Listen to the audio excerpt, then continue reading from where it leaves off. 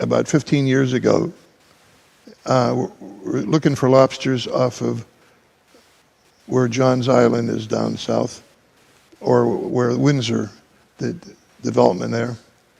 And they stumbled on this gigantic platter about this big, solid gold. And unfortunately, they talked too much, and the state found out. And of course, the state not only wanted 20%, which they were entitled to by law, they wanted the whole thing.